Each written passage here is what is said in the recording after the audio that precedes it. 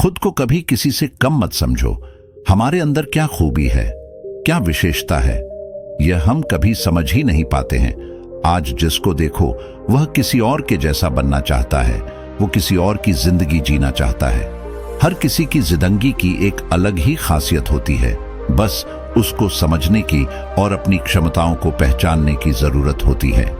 जिस दिन आप अपनी क्षमताओं को समझ जाएंगे, उस दिन से आपके अंदर से किसी और के जैसा बनने का या किसी और का जीवन जीने का जो जिद है, वो हमेशा के लिए खत्म हो जाएगा और आप अपने जीवन को अच्छे से जी पाएंगे। तो आइए समझते हैं इस बात को एक कहानी के माध्यम से, जो हमें अपने आप से रूबरू करवाती है और हमारी असलियत दिखाती है कि हम जैसे हैं वैसे ही अच्छे हैं। बहुत समय पहले एक छोटे से गांव में एक व्यक्ति रहता था जो पहाड़ से पत्थर तोड़ने का काम करता था।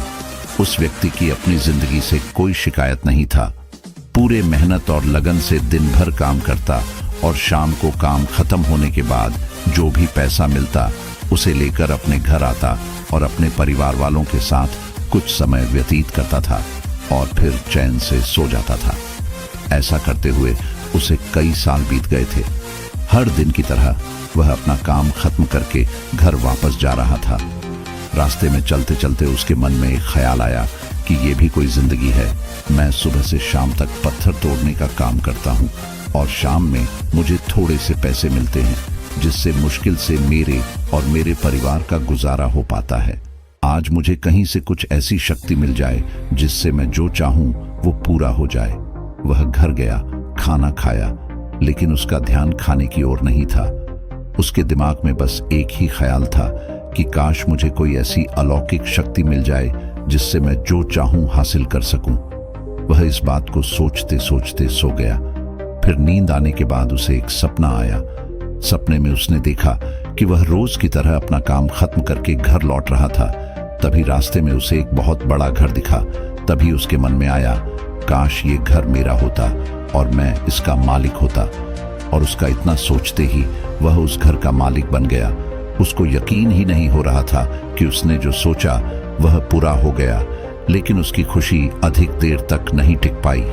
अचानक से एक शोर सुनाई दिया। उसने देखा कि उसके घर के बाहर से एक रैली निकल रही है, जिसमें बीचों बीच एक पॉलिटिशियन है। उसे देखकर वहां खड़े लोग उसके नाम के नारे लगा रहे थे और सब उसको देखने के लिए तड़प रहे थे। तब उसको यह एहसास हुआ कि मैं कितना छोटा हूं, मेरा तो कोई अस्तित्व ही नहीं है इस राजनेता के समक्ष। काश मैं एक राजनेता होता और मेरे पास इतनी क्षमता होती। उसके इतना सोचने की देर थी कि वह राजनेता बन गया। उसकी खुशी का ठिकाना नहीं रहा, क्योंकि उसके पास हजारों लोगों की भीड़ थी और सब उसको देखने के लिए तरस रहे थे।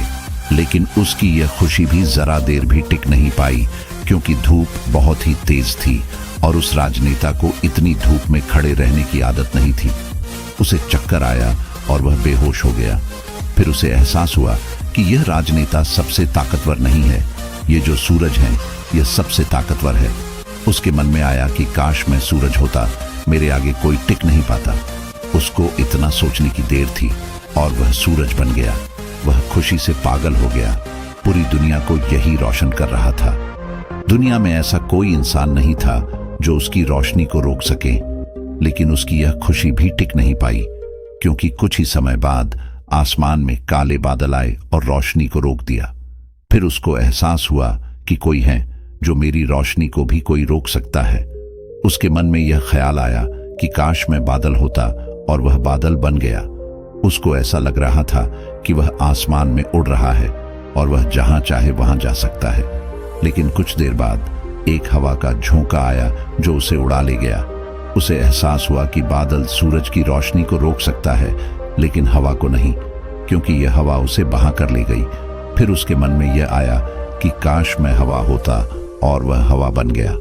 हवा बनने के बाद उसने अपने अंदर एक अलग सी ऊर्जा महसूस की और सोचा कि मैं जिसको चाहूं उसे उड़ाकर ले जा सकता हूं। उसको यह विश्वास होने ही वाला था कि इस दुनिया में सबसे ताकतवर मैं हूं, लेकिन तभी उसके सामने एक पहाड़ आया।